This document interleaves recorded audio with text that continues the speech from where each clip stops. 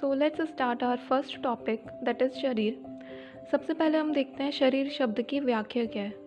Basically व्याख्या का मतलब होता है डिस्क्रिप्शन। कभी कभी आ जाता है एग्ज़ाम्स में कि शरीर की व्याख्या करें।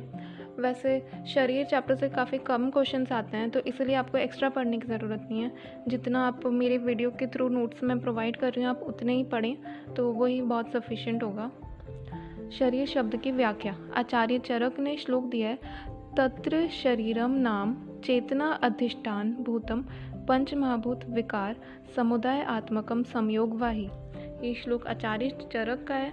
इसका मतलब है जहाँ चेतना का मतलब होता है आत्मा, पंच महाभूतों के विकार रहते हैं उसे शरीर कहते हैं। मतलब वह स्थान जहाँ पे आत्मा, पंच महाभूत और पंच महाभूतों के विकार रहते हैं उसको शरीर कहते हैं।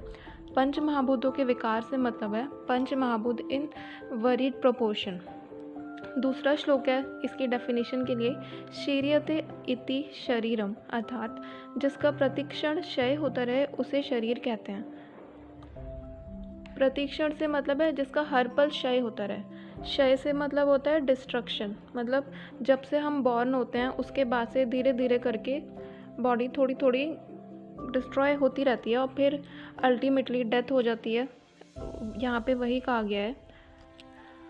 और तीसरा पॉइंट आप ये भी लिख सकते हैं इसके व्याख्या में, गर्भाशय में स्थित शुक्र शोणित आत्मा प्रकृति एवं विकारों के संयोग को गर्भ कहते हैं। गर्भाशय इज़ यूट्रस, उसमें शुक्र शोणित मतलब स्पर्म और ओवम, आत्मा, प्रकृति, विकार, इन सब के मिलने से गर्भ बनता है। और जब इस गर्भ पर पंच महाभूत की क्रिया होती है, मतलब जब पंच महाभूत जो है हमारे आकाश, वायु, अग्नि, जल और पृथ्वी, जब ये पांचों इस गर्भ पर अपनी क्रिया करते हैं तब हमारी बॉडी में, तब मतलब हाथ, पैर आदि सारे अंग बन जाते हैं। फिर अल्टीमेटली हमारी बॉडी बनती है सबसे लास्ट में। तो गर्भ पे जब पंच महाभूतों की क्रिया हुई तो हाथ पैर बनते हैं और फिर शरीर बनता है। शरीर शब्द श्रा धातु में ईरन प्रत्यय मिलने से बनता है। श्रा धातु है और ईरन प्रत्यय, जब ये दोनों मिलते हैं तो शरीर शब्द बनता है।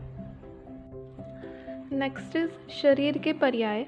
शरीर के मुख्यतः 4 पर्याय हैं, शरीर, देह, काय और पुरुष। फिर नेक्स्ट टॉपिक आता है हमारा धातु भेद से पुरुष संख्या। धातु क्या होते हैं? धातु जो हमारी बॉडी को धारण करते हैं वो सब कुछ धातु हैं। अभी इसमें ये कुछ पॉइंट्स दिए हुए हैं, उनको पढ़ना है। पहला, एक धातुज पुरुष। इसका श्लोक है, चेतना धातुरप्येके स्मृता पुरुष संज्ञका, अर्थात केवल चेतना धातु यानी आत्मा को ही पुरुष की संज्ञा दी गई है। चेतना धातु होती है आत्मा, यहाँ पे बोला गया कि केवल आत्मा को ही पुरुष कहा गया है। सेकंड है हमारा षड धातुज पुरुष। ये बहुत इंपॉर्टेंट है एग्ज़ाम पॉइंट ऑफ व्यू से भी, और ये क्रिया शरीर में नहीं रचना में भी आ जाता है इसका सवाल, और पदार्थ में भी आता है, तो इसके दोनों श्लोक याद करना बहुत ज़रूरी है। पहला श्लोक है, खाद्य चेतना षष्ठा धातव पुरुषा स्मृता, अर्थात खाद्य चेतना, खा होता है, खा का अर्थ होता है आकाश, संस्कृत में आकाश को खा बोलते हैं। और आदियश मतलब आदि, यानी आकाश आदि, मतलब यहाँ पे बात की गई है आकाश आदि पंच महाभूत। आकाश आदि पंच महाभूत और चेतना होती है आत्मा, मतलब 5 तो हमारे महाभूत हो गए, आकाश आदि मतलब आकाश, वायु, अग्नि, जल, पृथ्वी, और एक आत्मा, टोटल 6 हो गए। षष्ठा का मतलब भी 6 होता है। ये इन 6 को हम षड धातुज पुरुष कहते हैं। सेकेंड श्लोक है इसका, पंच महाभूत शरीरी समवाय पुरुषा स एष कर्म पुरुष चिकित्सा अधिकृता, मतलब शरीर को बनाने वाले 6 तत्व हैं, पंच महाभूत और है हमारी चेतना मतलब आत्मा। और ये पंच महाभूत और आत्मा, इनको ही हम षड धातुआत्मक पुरुष कहते हैं। और इसी को बोला गया है सेकंड श्लोक में कि पंच महाभूत और आत्मा जो है चेतना, इनको ही हम कर्म पुरुष और चिकित्सा अधिकृत पुरुष कहते हैं। थर्ड है हमारा चतुर्विंशति धातुज पुरुष।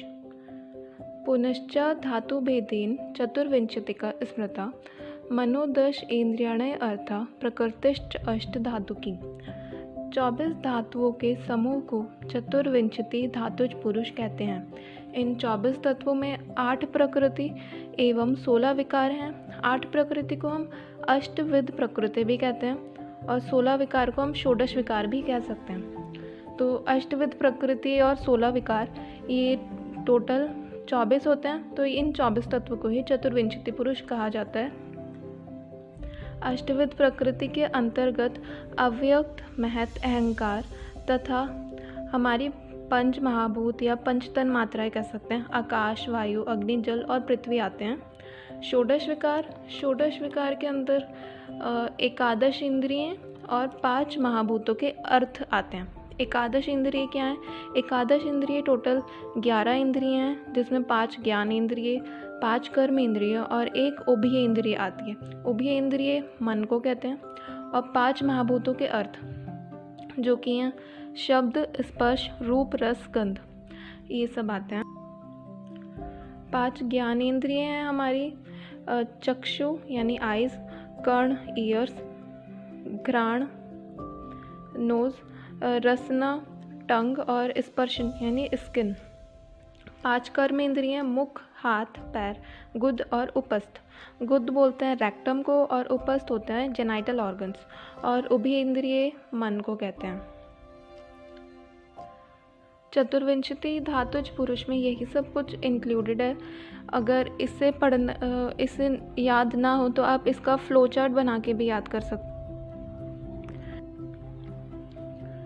सबसे पहले अव्यक्त से बनता है महत, जिसको महान भी कह सकते हैं। महत से बनता है अहंकार। फिर ये 3 सात्विक, राजसिक और तामसिक।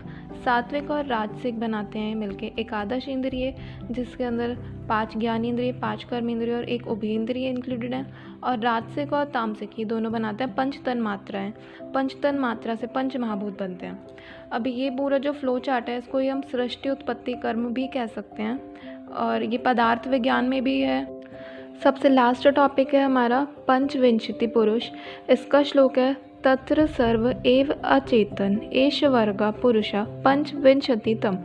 अर्थात चतुर्विंशति पुरुष के 24 अचेतन तत्व जब 25वें चेतन तत्व जो कि है पुरुष उससे मिलते हैं तो पंचविंशति पुरुष बनता है।